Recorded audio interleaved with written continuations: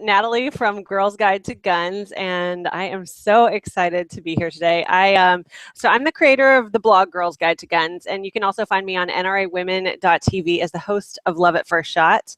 And this is our very first official Girls Guide to Guns webisode. And of course, I forgot to turn off my phone. Technical glitches, right, Emily? Right. So, now I know it's taken me a little while to jump on this bandwagon, but we're here, and tonight I'm thrilled because we're not just kicking off this series, we're also introducing a collaboration that I am super stoked to be a part of. And ladies and gentlemen, I'd like you to meet my friend Emily Houston Monroe. It's not Houston, for the record. It is not Houston. Right. All of you Northerners, all you Yankees up there. It's not.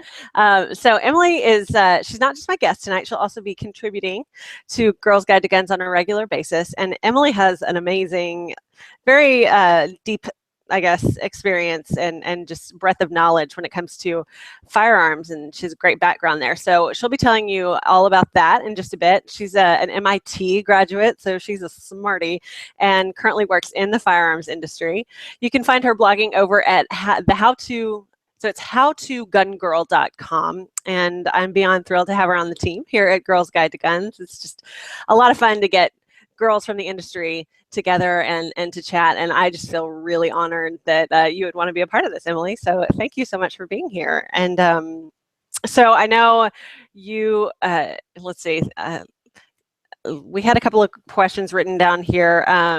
I wanted to talk to you tonight about your very favorite subject that's coming up, which is the Olympics. Very exciting, right? Yeah. But before we do that, I wanted to introduce you properly to our audience. So tell us your story. Tell me about, where you came from, why you're the How-To Gun Girl, and what we'll be learning from you, not just tonight, but in future episodes. All right. Well, thanks for having me. I'm really excited to be part of Girls Guide to Guns. This was one of the first blogs that I looked at when I was starting to get into writing about firearms and target shooting. I've been shooting since I was 8. I started with a junior rifle team at the NRA headquarters, actually, in Northern Virginia. So I've been an NRA fangirl my entire life, basically. And I started competing in target rifle in 1999 is when I went to my first big match, and I loved it, and I was hooked. I loved the community. I loved the part of the sport where at 11, I could shoot misses, like completely not hit the target, and still have things that I did right and I did well and I could learn from. And so that's something that really kept me going, is just the community of shooters and the fact that every single time I went out, I was learning something. And that's kind of my shtick. I love learning. So I competed on a national level all through high school and college. And then after college, I continued to compete. And then I took a job in the firearms industry where I'm now a mechanical engineer. And that's kind of sucked up my time. But I now love to write. I love to try different shooting sports. So my background is primarily in air rifle, which I have right here, and small bore rifle, which is what we're shooting in the Olympics if you're a rifle shooter. And since college, I've done biathlon, which is a Winter Olympic sport, which is super fun, cross-country skiing, and then shooting a 22 at 50 meters with your heart rate pounding. I've tried IDPA, I've tried some steel challenge, skeet, trap, sporting clays, precision rifle series, and I just enjoy shooting, and I enjoy picking up new tips and tricks. But yeah, part of why we're here is to talk about the Olympics. This is something that I grew up wanting to do, and it wasn't in the cards, but I still get so excited every 4 years for this event. And I'm really excited to talk to you and hopefully teach some other people about what shooting is in the Olympics and why it's a huge deal that it's an Olympic venue sport since 1896 when we brought back the modern games. Yeah, that's amazing. And that's a point that we're going to get to in just a minute. It really is, it's got so much history. Obviously, the Olympics do, but you sent me this great outline. Oh my gosh. Just for my audience, just so you know, this girl is thorough. And you say you like to learn. I can wholly attest to that, and it's great too because I love to do it as well, and you're a great leader in that capacity. And it's so fitting that you are the how-to gun girl. But so on the subject of the Olympics, there's so much to cover, right? So let's get to our questions. Okay, so the Rio Summer Olympics begin tomorrow. Opening ceremonies are tomorrow. I know you're giddy about it. So talk a little bit about why. Why do you think that the Olympics in general are important? And then, of course, the shooting events. So I think the thing that draws me and others into the Olympics is the rarity of it and the excellence of it. So it's the pinnacle of sport. And the fact that it only happens every 4 years means that you have to time everything right. Your performance has to be spot on just to even get to the Olympics. And then you're competing against the best the world has to offer. So in terms of competition, like this is the top of the top. And that's why I get so excited to watch it. Now, was were the shooting sports, was that your like go-to sport when you were a kid? Because for me, it was always gymnastics. I thought swimming and diving, not swimming so much, diving, I thought was fascinating because I was a gymnast back in the day, and then I got way too tall to ever ever actually, do any more tumbling. But I was this what you always liked? Was shooting your thing? So shooting, I've always loved, but they've never really telecast it. So it's one of those things that you follow the results online. So in terms of Which watching, is so sad because it's really fun to watch, right? Agreed. Especially if you know what to look for. Absolutely, yeah, and especially in like some of the shotgun sports where things are exploding in the sky. yeah, it's so cool. Yep, I love figure skating and gymnastics for sure, and then soccer, like watching some of the American women do so well at World Cups and in the Olympics when I was growing up. I absolutely loved it. Did you play soccer? I did once, and I'm not very fast, so I didn't stick with it. Turns out you need that. It's like too much height. You can't perform. I know all about it. Anyway, so it's the rarity and it's the exceptionalism that we all love to watch, right? And the celebrations. And I love too the underdog stories. You love getting to learn about the stories behind all the athletes and how much they've overcome to get there. It really is remarkable, especially if you've ever met an Olympic athlete, which we both have had the privilege of doing, and you know what it takes. It's so much more intricate and so much more a part of their daily life. It's like driving. I would say it's like driving. It's like something you can't really get by without. It is so ingrained in who you are, or walking. Maybe that's an even better analogy. But anyway, so this is going to be an exciting year at Rio. It's also kind of it's a crazy year, right? Because Zika is floating around, and a lot of athletes have chosen not to go, and you can't blame them, right? I mean, that's pretty intense, and nobody really knows exactly what the implications are. Like how bad Zika is going to be, and it really originated in. Well, it didn't originate in Brazil, but it's really flourished in Brazil, unfortunately. It's bad there, yeah. Well, my heart breaks for some of the athletes, because that's a tough choice to make. You don't want to ever have to choose between the dream, which for most sports, the Olympics is the pinnacle, and that's what you work your whole life to get to. And then for it to be in a place where, like, okay, well, you may be risking your health for this. That's a terrible choice to have to make. Yeah, it really is. It really is. But fortunately, a lot of Team USA, Shooting Team USA, has not had to make that choice. Everyone's there, right. And that's really exciting. So let's talk. We touched on your background and all of that. Now you've had the opportunity to shoot with some of these people, correct? Correct. Yeah, I'm super excited specifically this year because of two of the women that are on the two women on the rifle team for Team USA. So Jenny Thrasher is a freshman, just finished her freshman year at West Virginia University. She's the youngest member of Team USA, right? She is, yeah, she's 19. So she just won both NCAA championships, which has never been done before by a freshman. And NCAA is rifles co-ed, so she beat girls and guys. So she's doing great. You're kidding. I didn't know that. So she competed with men and women, and she won. Absolutely, yes. At 19. Yep.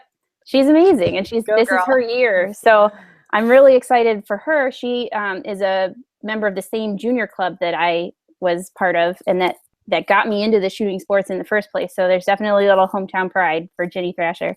And then Sarah Scherer is someone that I've competed with on Team USA back in 2006. We went to an international invitational in the UK and shot at their Bisley shooting camp. And she has had a great comeback story. Her brother was an Olympian in 2008. She shot in 2012 in London, got 7th place, which is amazing, and then had to retire because of a back injury, and she's made a comeback. And she came back from back surgery, has qualified through all of the Olympic trials, and she is our representative for Team USA in air rifle. That's truly amazing. I mean, because those injuries, like, people don't really, I mean, that story is remarkable. Like, people don't come back from that, right? Not typically. A lot of women that I grew up shooting with that competed in college just like I did are retired now for good, because it can sometimes take a toll on your back. So yeah, really. If you get to that level and you're having surgery, it usually isn't good. Gosh, well, and she did it. I mean, that is a real story of, triumph. So even if she doesn't medal or place, I mean, it's a story of triumph. Absolutely. So let's talk about some of these events. We don't have to touch on all of them because there are lots of them, but we've got obviously pistol, rifle, and shotgun. Will you outline some of what we're going to be seeing? Yeah, so we have 5 events in each of those, pistol, rifle, and shotgun, and 3 events for women in each of those. And so to give you an example of that, so we'll have skeet and trap and shotgun, and air pistol and 22 pistol, and then air rifle, 22 rifle for women. And then men typically have 1 additional event. So that's how you get the 5. So why do men have 1 additional event? Just out of curiosity. If I gave you an answer, it'd be biased. So there's some history that I know is that in the 1976 Olympics, Margaret Murdoch, who's an American shooter, she's one of the Fantastic Four of the 70s in America, she tied Lonnie Basham, who was also an American, for gold in the Olympics. And after that, separate events. So I don't know if there is just an Olympic gender bias. I feel like that might be the case. But I don't really understand why women are just as capable. So that doesn't really... As Jenny Thrasher just proved. Jenny absolutely proved that. So men have an additional event in that they have double trap in shotgun. They have a 50-meter pistol event, and they have 50-meter prone rifle. So we have a few more male athletes on the team than we do women, just because they get an additional event. So I don't really know why, other than it's just always been that way. Yeah, and who are the Fantastic Four? I don't know that history.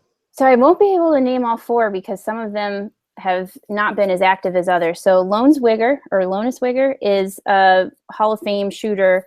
So they're basically 4 Olympic shooters that just were able to compete and save America's honor in the 1970s when we were Cold War time frame. The Soviets were beating everybody in almost all sports. So the Fantastic Four was Lonus Wigger, Margaret Murdoch, Lonnie Basham, and then I can't remember the 4th one. And they were the team to beat from Team USA. And so between all of them, they've got dozens of world championships, Olympic medals, national titles. And they were really like heroes when you're growing up in the shooting sports, and especially as a female. Like Margaret Murdoch is the lady who proved that in the shooting sports, it's gender equal, and women can do just as well, if not better than men. So for me, I think through, like, how did you get to engineering? How did you get into the firearms industry where it's male dominated? My whole life, I've been able to prove to myself through competition in the shooting sports, I'm just as good as a guy, if not better. So it's never been an issue to go into a male dominated field at all, because I know I can do it. Can we have a moment right there? Because that was pretty major. Like, that's a life lesson, right? And I am not anti-guy. I love my husband. I love my dad. I love my brothers. I am so grateful for everything that they have done in my life and provided. And I have great guy buddies, but it is nice to feel, I don't know, there are a lot of women out there that don't feel like they're equals. And that's it's really unfortunate. And I don't think any male would try to thrust that upon them, like make them feel that way, any rational everyday dude. I certainly have never felt that, but I think you're right. I think a lot of people do feel that way, unfortunately. And just to kind of knock off that stigma and I don't know, just take off maybe that cloak almost that would weigh someone down. I mean, that's pretty amazing. And the fact that you were able to experience that through shooting sports is another thing that I think that people who don't understand firearms or who may be anti-gun, they don't get, right? I mean, you just nailed it. Like, the firearms are the great equalizer, and you just stated, you just illustrated why. So that's a pretty big deal. Absolutely. Yeah, and that's something that I've tried to communicate to as many people as possible, through blogging, through coaching, through shooting, is just get your daughters, get your sons involved in this sport, and they will actually discover how they can push themselves and do their best, and see everyone as truly equal. It's not in the shooting sports, like you said, maybe too tall for gymnastics, I was too slow for soccer. In the shooting sports, it is about you, your discipline, and your trigger finger. And it's that simple. So, and even then, if you if you have some other disability, we have a ton of Paralympic shooters that are going to do amazing this year, after the Rio Olympics. So shooting is just truly the great equalizer, gender, ability, age, all of that. On a personal note, do you think that's why you got into kind of the STEM disciplines and became an engineer at MIT? I feel like it is like chicken and egg, because I don't know if I was that way naturally and that helped me get into shooting, or if shooting trained me to be a process, quantitative type of person. But that's me to the core. And I definitely took that into my shooting, and I took that from shooting into going to MIT and majoring in mechanical engineering. It's just, I think in terms of processes and repeatability, and I'm also detail oriented, and all of those things are fantastic for target shooters. And so like, as an example, at MIT, I was just talking to our coach earlier this week, for the program, because I'm still involved as an alum. And one of the things she said is, we can take freshmen who have never shot a gun before and train them to be decently competitive. They're not going to be the next Ginny Thrasher, but sure. Decently competitive within 2 to 3 years of their college experience, because MIT students are technical, process-minded people. So they can look at a shot and say, this is a problem that I need to optimize a solution for, and think through, like, what inputs get me the outputs that I want.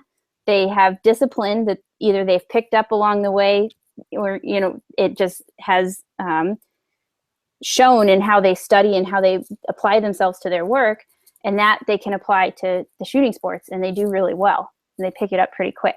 So that's one of those I've tried to think through, like, was I naturally that way? Is that led me to engineering and the shooting sports, or did the shooting sports help me train some of the skills that make me a good engineer? And I haven't figured that out yet. Well, that's all right. I kind of feel like if this whole shooting thing doesn't work out for you, I think you'd be an amazing FBI analyst and get a lot of terrorists. I can really see that happening for you. You're a really good thing for our country. I'm just saying, just putting it out there. Maybe that's a side job, a little moonlighting on the side for the FBI. I don't know. Well, the FBI, give me a call if they want to. Yeah, there you go. She's your girl. She's your girl. Okay, so moving on about the Summer Olympics. It really is such an exciting topic. So let's go back to, we kind of referenced it a bit before, but talk about the story of Team USA in the shooting sports. You sent me a link about the, on the Olympics page, but these brothers from Boston really reignited Team USA shooting sports, right? Oh, yeah. So in the first modern Olympic Games in 1896 in Athens, I think it was rather casual, just from what I've been able to read. But these two brothers, I think one was in the Army and one was just younger. They were both the Payne brothers, and I'm going to forget one of them was Sumner. One of them is John. I can't remember. John. There you go. So the two of them had sibling rivalry before going to the Olympics, and they kind of casually said, like, yeah, we'll go shoot. And they totally dominated. And that was in 25 meter, they called it Army handgun. And that was a revolver shooting at 25 meters, which is kind of far. And that's still what the pistol shooters shoot today. So if you try to shoot one-handed at 25 meters with no optic on your gun, wow. That's hard. So these guys did a fantastic job shooting. and kind of like started the American tradition of supporting competitive target shooting. And we have quite a few medals in the shooting sports just as a result of being, I think, culturally inclined and supportive.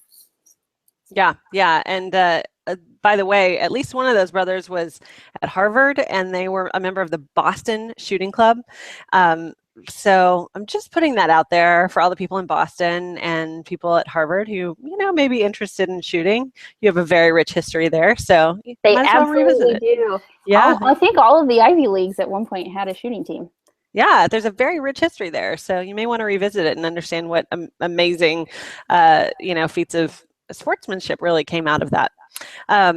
Now, let's jump really quickly to the fact that Team USA really, from what I saw, only has one person per event, male and female, which is really unusual, at least from, every other year that I've ever watched the Olympics. Of course, in recent years, I've been paying attention to the shooting sports, which tragically you can only really find online, and we'll get to that in a minute. But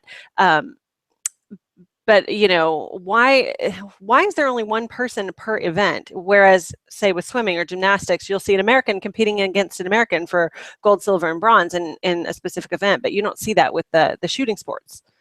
So I can't speak to the other sports. I just imagine that they have more slots available. But for any given team, you have to earn quota slots, and those are earned. They're given from the Olympic Committee to attend any Olympic Games, and I believe that's true of any sport. And then I think the number of quota slots just varies by sport. So for shooting, we typically get 2 quota slots per event. And what it means when we just have one person attending is that we didn't earn the second quota slot. Okay. So in women's rifle, we technically had one person, Sarah Scherer, qualify for 10-meter air rifle. And we had one person, Ginny Thrasher, qualify for 50-meter 3-position rifle. I believe because they individually qualified and they will both be there, I think there is a chance that they'll both get to shoot the other event, because typically a rifle shooter shoots both air rifle and small bore rifle. But it's not on the lineup. It's like that's something that can change even when they get to Rio? That one, I'm not sure. Okay. I had read it depends on how many other, it's very complicated, the Olympic quota system, but it depends on how many other countries filled their quota slots. And like I was reading about it for archery, just completely unrelated, and that's even more complex. So wow. Team USA women for archery, we didn't end up getting a team slot. So there were 2 women that qualified that aren't going because of a performance in a World Cup event in June. So it's just like very, wow. I was shocked when I started researching this, but there are some last minute kind of decisions that are made even in the Olympics about who is going. Nothing is set in stone. So I think I even read something about some of the Russians even today. I mean, it's the day before opening ceremonies, and some of the Russians are being pulled, probably because of the doping scandal. That one I think is doping. Yeah, but yeah, it's shocking. Like when you think, we take for granted that Americans will be in the Olympics for soccer, will be in the Olympics for basketball, but all of that work of qualifying for the Olympics was done years in advance for those 2 teams. So they compete internationally and they earn their spot. And we just don't see it. It's behind the scenes. So that's what happened with some of these events. And it's not every event. Some of our events, we do have 2 athletes competing in. Like Kim Rohde and Morgan Kraft are both going to represent us in women's skeet. And that's going to be fantastic. And I hope they both medal, just because Morgan Kraft's the defending world champion. Kim Rohde's got 5 Olympic medals going into this event. Right. Like that's a powerhouse team right there. So it just depends on the exact event and how we performed internationally ahead of the games. Gotcha. Okay, now I see you've got your rifle behind you, and I know you've got a few other things to show us about some of the events, because, I mean, you shot rifle, so this is really your specialty, and I don't know much about rifle. I've seen Kim shoot many times. You know, she lives close to me here in Los Angeles, so I'm going up to the range often, and I have the privilege of watching her shoot, and it's always amazing. But shotgun's the only thing I know. So tell me about air rifle, or just rifle in general, and some of the things that you have there to show us. So the rifle sport in general is two different guns, and typically if you shoot one, you shoot the other, and that is 50-meter rifle, which is a 22 single shot small bore rifle, and an air rifle, and that's typically similar in design to this, where it's you fill it with pre-compressed air. So I will just show you. This is unloaded. The lever means the action's not closed. That's the equivalent of the bolt. But this screws in. It's like a scuba tank. I don't know if you just heard the air release there. Yeah. So that screws in, and that provides the power behind the pellet. I have one of those here, and it is so tiny. This is .177 caliber. I'll try to. Wow. Okay. So tinier than. And it's shaped like this so that it is aerodynamic. It's flat on the front, and it will only travel so far. But this is optimized for accuracy at 10 meters. So a pellet is going to look different if it's for hunting. It's going to look different if it's for shooting at a different distance or shooting a pistol. I think typically target pistols, they shoot the same kind of pellet. But yeah, so this is a mega adjustable gun. And you'll see all of the rifles at the Olympics are going to look something like this, with some amount of they call this a bloop tube or a sight extender. And that's on the end of the barrel. The bore ends a lot earlier than that. But this is to get extended sight accuracy or sight radius, which leads to better accuracy. Can we look at down the barrel and see what that looks like? It's unloaded. It's empty. I promise you that. Yeah, I feel good about it. You showed us that it's clear, so. Yep. So let's see if I can maneuver this so you can see. Okay. So, but it still is. It still looks like the barrel. So. Oh, absolutely. So but it's significantly bigger than the pellet at the end where the sight extension is, because we don't want to affect accuracy or not at all. Yep. So it's affecting accuracy because you can change the distance between your front sight and your rear sight, and you can try to make it as long as possible, just so that if you think about error, I'm trying to not be too technical, because I always think about trajectories. And well, you know what? Some of the people who are watching may be, on that same page. So, and we can always learn something. So feel free to go into it. Okay. So if you think about a triangle, a trajectory, when you're shooting a pellet, throwing a football, throwing a baseball, it typically, whatever your projectile is, will follow a path that traces up and then back down. It's parabolic. Or it starts flat and just decreases, which is typically what we have in rifle. And the problem is, if you're off and you're going over this distance, if you're inaccurate, imperfect in some dimension, which we all are because we're human, if you have two things lined up like you do for front and rear sight, if they are lined up very close together like a pistol, and you line them up wrong, you trace that path downrange, it's going to be very exaggerated, versus if you can stretch this out and then trace the path.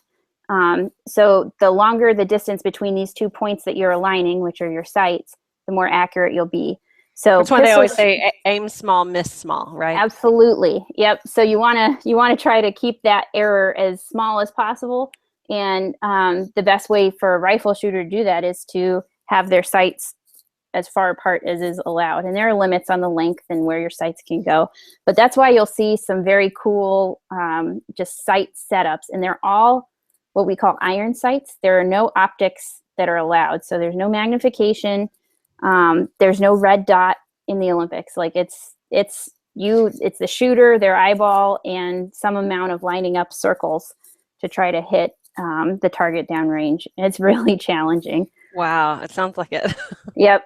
So I'll go into the target a little bit later, but the stock is something that you'll just get kind of, I always just get this remark of like, oh, it's like a Star Wars gun. I totally look like that.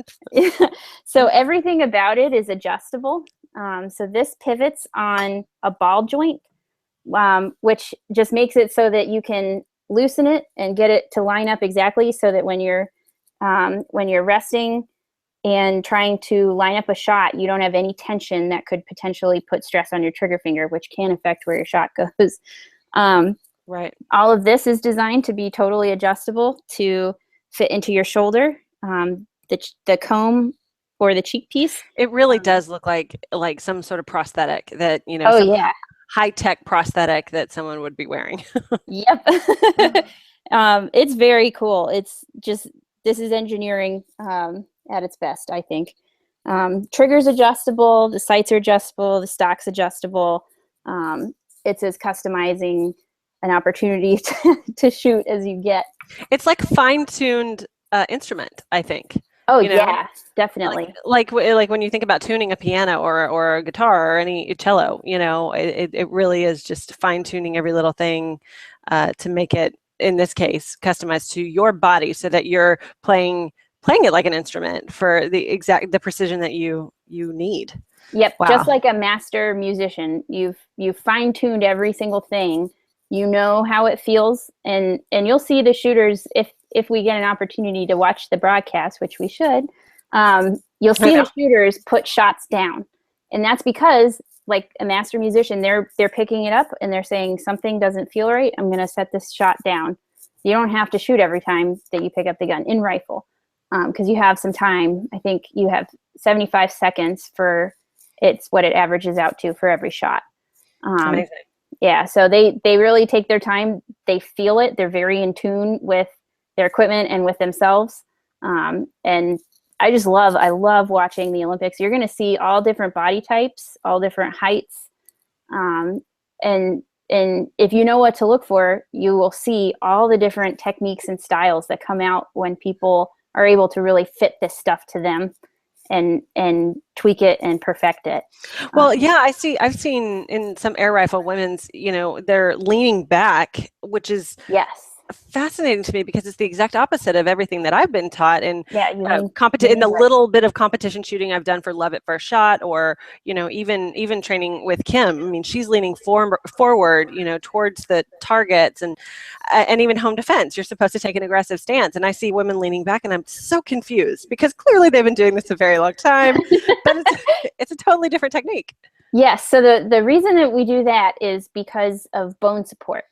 So when you're shooting a pistol, is that why it's hard on your back? Absolutely referencing. Yeah, okay. You're definitely putting your spine in a position that it wasn't meant to be. So for our viewers, the thing that women are trying to do and men will do to some extent in shooting is get their elbow on their hip.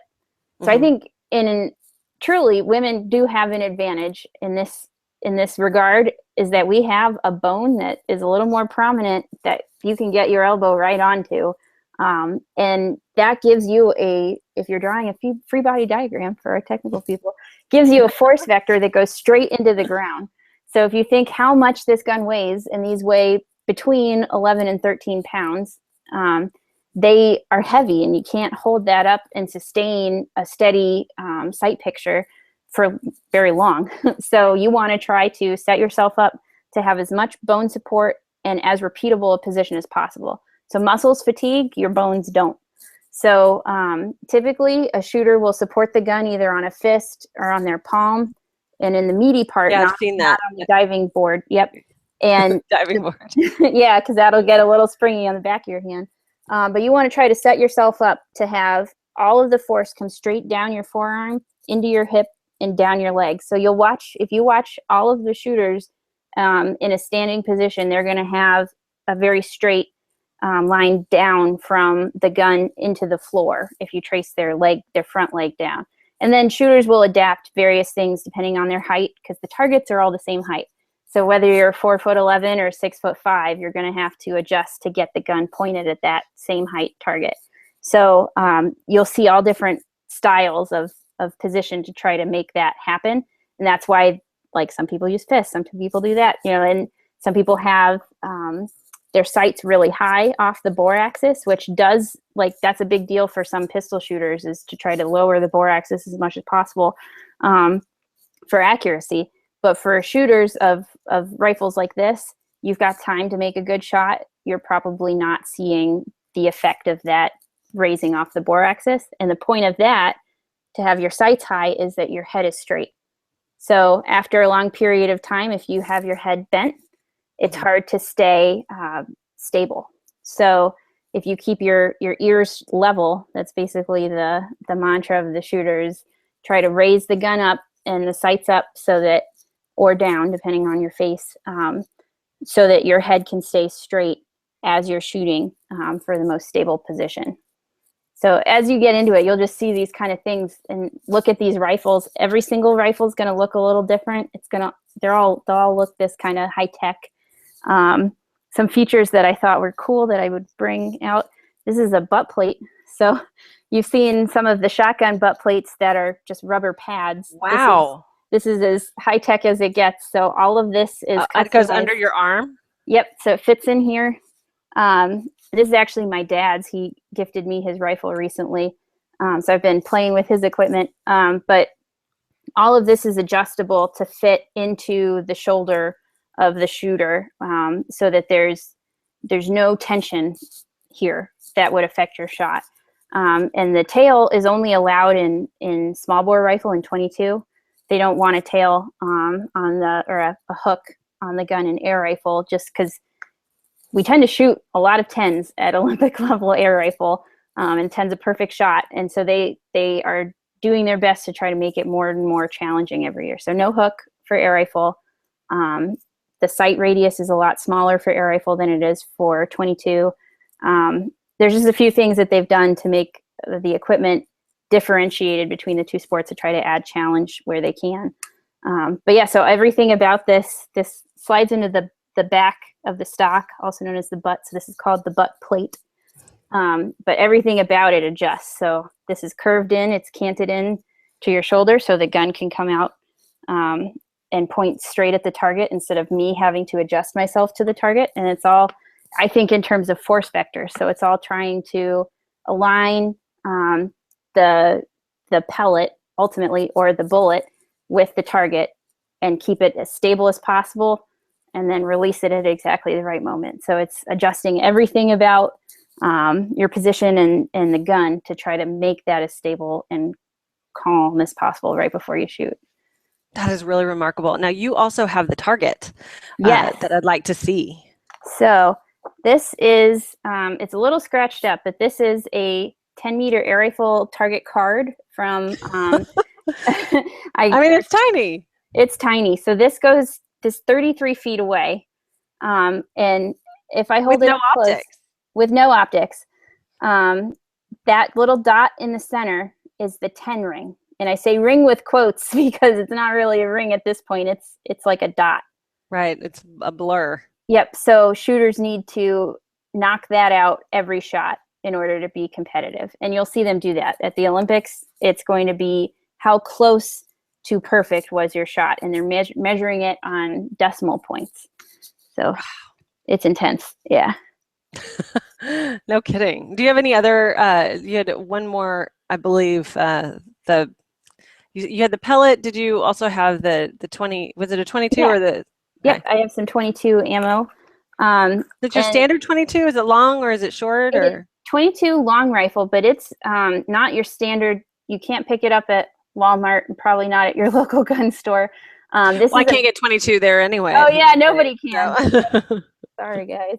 So this is a match chamber. The bullet is a little bit longer than your standard bulk ammo, and the neck of it is a certain length and diameter.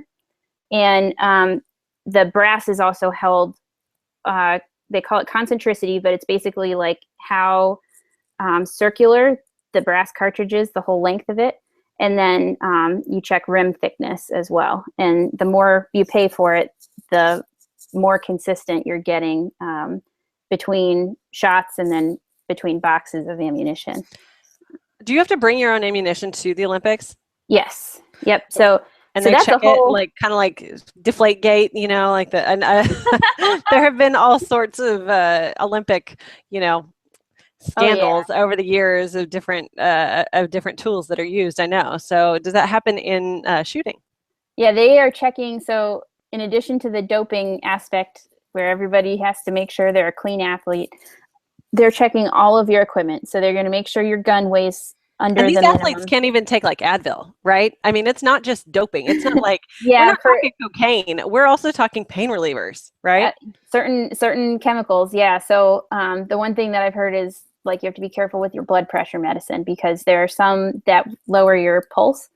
And for a shooter, that's an unfair advantage. So like for certain things, you have to really watch what your doctor prescribes if you're an Olympic level athlete. Right. I know one person got kicked off a team because she was taking a weight management drug that did that either accelerated or reduced her heart rate, I believe, and she didn't know, and it eliminated her from qualifying. Tragically. That's tragic. Yeah, that's where they have to do their homework on that. Yeah. But yeah, so their equipment is getting checked, and I can pull up another piece of equipment. So this is a glove that a shooter is going to wear on their support hand. They check the thickness of this. Wow. It can't have too much padding in it. They'll check every shooter wears a canvas, every rifle shooter wears a canvas shooting suit, and that provides a lot of support on your back and really steadies your hold. And they'll check thickness of that. They have a stiffness monitor, so they'll roll it up and check that it rolls a certain way. You have certain boots that help sustain a more stable ankle position, and they make sure you can walk normally in those. So there's a lot of checks that they will do of equipment because it's more. I think there's more opportunity for unfair advantage in equipment in shooting than there is necessarily in like a drug or a doping aspect.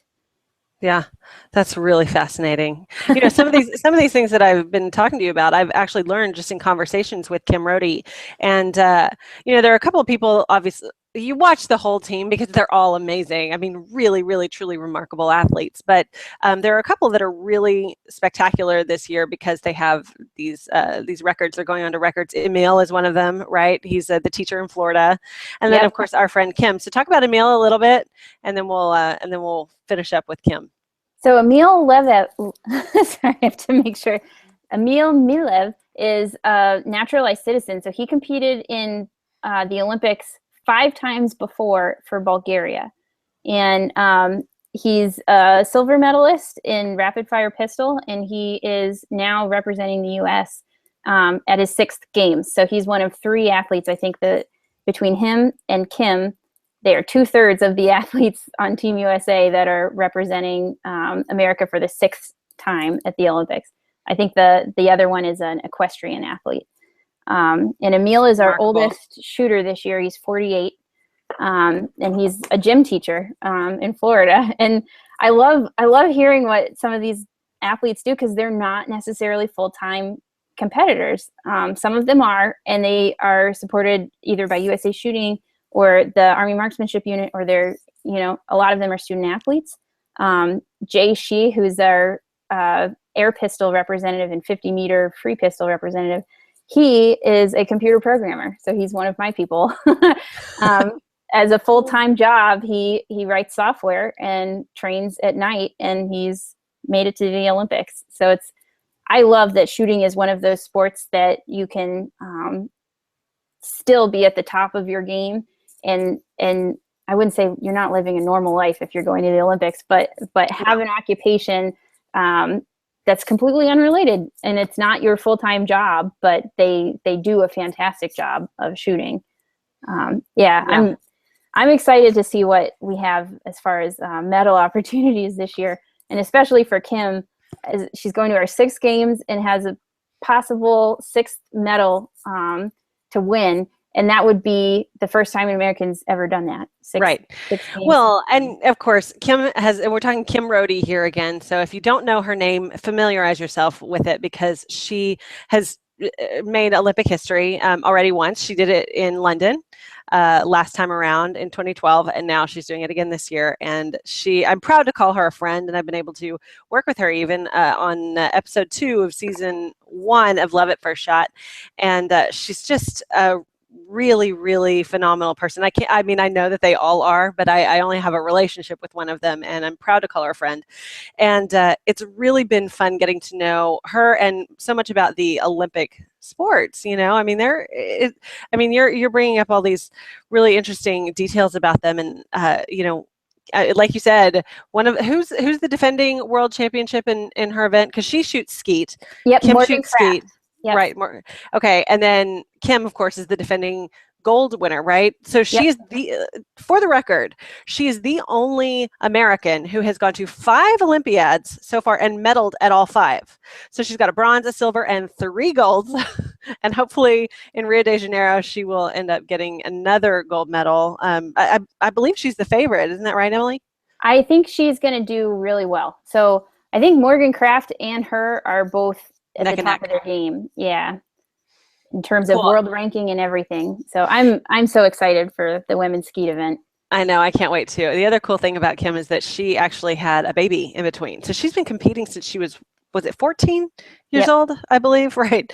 So she medaled when she was 14 years old, and now she's 36, and I think she just turned 37. I think her birthday was in July, and she now has a son, and but that's another comeback story too, very much like the back issues, right? Because Kim had some real health issues. She had this really unusual pregnancy and a really unusual recovery that really didn't leave her fully recovered. So she's operating at about, she's put it at different numbers, and I haven't seen her lately, so I don't know. Hopefully she is fully recovered, but she's been competing at all these events to qualify for the Olympics again, because you don't just automatically qualify if you got the gold last time. You have to go and qualify at all these World Cups and other events. I'm right about that, right, Emily? Absolutely. So Kim helped earn quota slots, as did Morgan Kraft. So that's why there's 2 women representing the U.S. in that sport, because we have 2 of the best in the world, and they've earned their spots for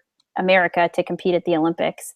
So between all of those events, and you earn the way that you can earn a slot on the team, as you talked about, it's not just winning the gold last time.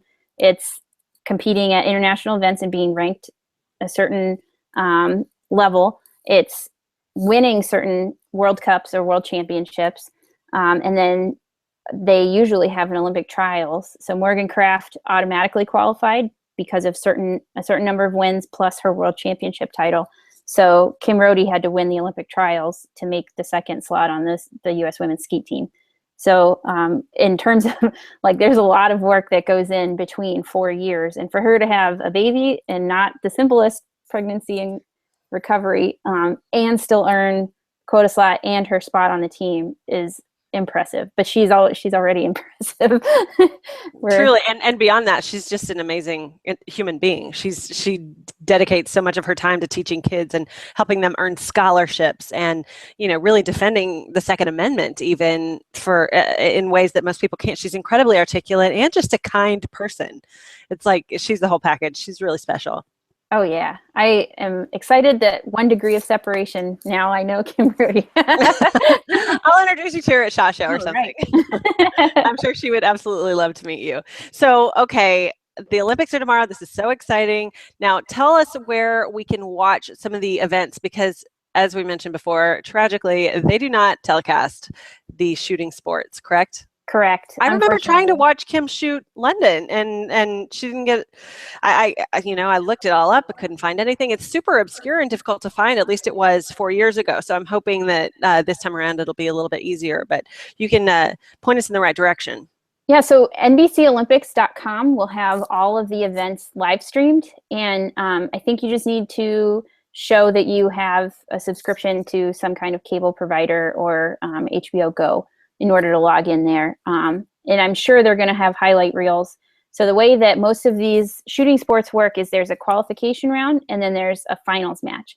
So they might not broadcast the qualification round, but they promise to have all of the medal events somehow live streamed. So you'll be able to either catch it there live at NBCOlympics.com, or you'll be able to catch it on YouTube afterward. And I'm going to keep my blog updated with all of this, and feel free to share it on Girls Guide to Guns, just so that the schedule is up there. Women's air rifle is the very first event of the Olympics. That's Saturday morning.